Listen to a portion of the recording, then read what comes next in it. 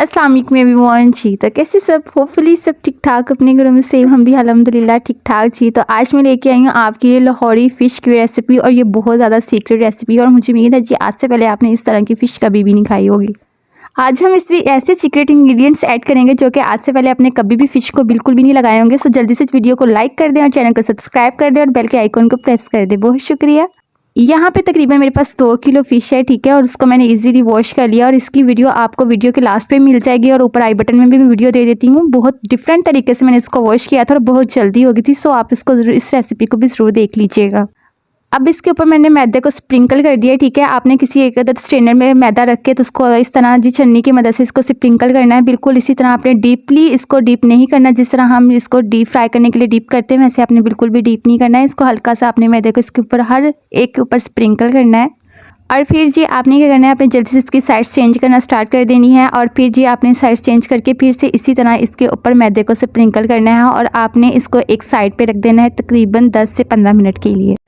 अब हम सबसे मेन वाला स्टेप करने जा रहे हैं। सो आप यहाँ से वीडियो बिल्कुल भी स्किप नहीं करिएगा, नहीं तो आपको बिल्कुल भी नहीं समझ आएगी। अब यहाँ पे मैंने तकरीबन अदरक और लहसुन का पेस्ट इसमें ऐड कर दिया, ठीक है। 10 से 12 जवे लहसुन के थे और हल्का सा पीस अदरक का था और हमने एक ही जगह इसका पानी डाल के पेस्ट तैयार कर लिया था।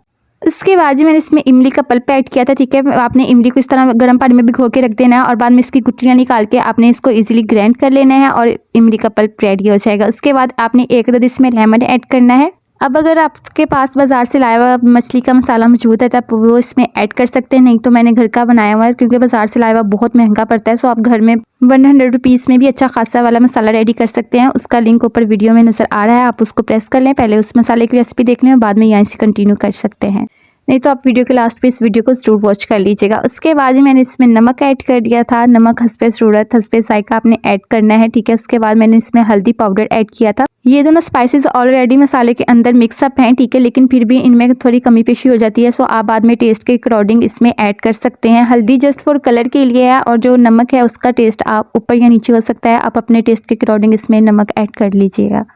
अब यहाँ से हमने इसको अच्छे से मिक्सअप करना है मसाले को। अगर तो आपको ये बहुत ज़्यादा थिक लगे तो आप इसमें हल्का सा पानी ऐड कर लीजिएगा, बहुत ही हल्का सा, ठीक है, लेकिन वैसे जो इसकी थिकनेस है वो ऐसी ही होनी चाहिए। अब जैसे तकरीबन अच्छे से मिक्सअप करके अब ये पेस्ट रेडी करना है। अब इसमें आपने बेसन ऐड करना है। अब यहाँ पे बेसन तकरीबन मैंने 4 से 5 चम्मच ऐड किए थे, जितने में तकरीबन मुझे लगे कि जितनी हमारे पास फ़िश है उसमें कंप्लीट इसकी कोटिंग हो जाएगी। सो अगर आपकी क्वांटिटी फ़िश की कम है सो आप उसके हिसाब से कम या ज़्यादा कर सकते हैं, लेकिन फिर भी अगर आपको कोई क्वेश्चन पूछना हो तो आप कमेंट्स में इजीली पूछ सकते हैं। अब बेसन ऐड करने के बाद आपने इसी तरह बेसन को पहले अच्छे से मिक्सअप करना है, फिर आपने हल्का से इसमें पानी ऐड करना है और फिर से आपने इसको अच्छे से मिक्सअप करना है। लेकिन सबसे पहले आप चम्मच का इस्तेमाल करते हुए इसको मिक्सअप करें, लेकिन जब आप इसमें पानी ऐड कर दें तो पानी ऐड करने के बाद आप कोशिश किया करें कि इसको हैंड बीटर की मदद से अच्छे से बीट किया करें ताकि इसके अंदर जो बेसन के जितने भी लम्स हैं वो इजीली रिमूव हो सकें। क्योंकि अगर बेसन में किसी भी किस्म की गुठलियाँ या लम्स नहीं रहते तो वो जो क्रिस्पीपन आता है ना फ़िश में वो बहुत अमेजिंग लगता है और फ़िश जो है वो बहुत मज़े की बनती है। अगर किसी ना किसी किस्म की गुठलियाँ या लम्स रह जाएँ तो वो बिल्कुल भी टेस्ट अच्छा नहीं लगता है। सो आप अच्छे से हैंड बीटर की मदद से, विस्क की मदद से इसको अच्छे से बीट कर लीजिए और फिर जी हमारा पेस्ट रेडी हो जाएगा। अब यहाँ पे तकरीबन हमने पेस्ट रेडी कर लिया है। अब आपने यहाँ पे फ़िश को अच्छे से इस पेस्ट लगा लेना है और फिर आपने इसको तकरीबन एटलीस्ट 3 घंटे के लिए मैरिनेट करके रख देना है। 3 घंटे इसलिए रखना है क्योंकि जितने भी इसके अंदर जो जायका है अच्छे से वो इसके अंदर डेवलप हो जाता है। सो आप इसको जब भी फ़िश को इस तरह रेडी करें तो उसका एटलीस्ट 1 घंटे के लिए तो मस्ट रख दिया करें ताकि आपकी टेस्ट में और ज़्यादा इजाफा हो सके। सो अब यहाँ पे हमने अच्छे से फ़िश को मसाला लगा के रख दिया है और अब चलेंगे हम अपने नेक्स्ट और लास्ट स्टेप की तरफ। अच्छा, यहाँ पे मोस्टली लोगों की यही शिकायत होती है कि हम जब भी फ़िश फ्राई करते हैं जो हमारी फ़िश है वो नीचे पैन के साथ बिल्कुल लग जाती है, चिपक जाती है। सो आज के बाद आपकी ये टेंशन होने वाली दूर। हमेशा जब भी आप फ़िश को फ्राई करें इस तरह किसी खुले बर्तन में किया करें, बहुत ज़्यादा डीप वाले बर्तन में बिल्कुल भी ना किया करें, ठीक है। और उसको बिल्कुल ऑयल से ना भर दिया करें, बिल्कुल अपने इसको शैलो टाइप फ्राई किया करें।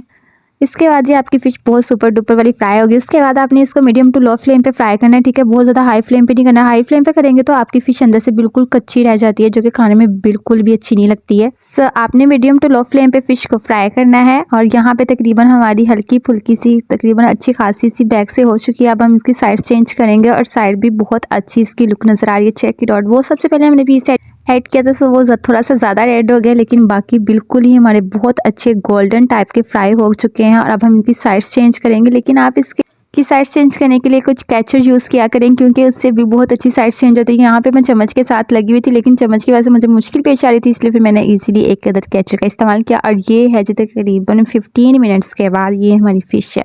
क्योंकि मैंने इसको मीडियम टू लो फ्लेम पे फ्राई किया था, बहुत हड़बड़ी में मैंने इसको बिल्कुल भी नहीं फ्राई किया था, सो अंदर से बहुत अच्छी पक गई थी। और ये है जी किसी इसकी final look, check it out, a golden golden मज़ेदार सी स्पाइसी लुक। और अगर आपने इसको किसी के सामने पेश करना हो तो इसके ऊपर हरा धनिया स्प्रिंकल करें और पेश कर दें, और खाने वाले का दिल देखते ही चाहेगा कि बस जल्दी से हमारे मुंह में चली जाए। बहुत अंदर से लजीज थी, पक चुकी थी, और ये बहुत खट्टी मीठी सी बनती है। सो आप इसको ज़रूर घर में ट्राई करिएगा। मुझे उम्मीद है जी मेरी आज की रेसिपी आपको बहुत पसंद आएगी। पसंद आए तो चैनल को लाइक, शेयर और सब्सक्राइब कर दें, और बेल की नोटिफिकेशन को प्रेस कर दें। अब मिलेंगे आपके साथ नेक्स्ट रेसिपी में। अपनी दुआ में कुकिंग विद उस्मा सलीम को याद रखिएगा। अल्लाह हाफिज़।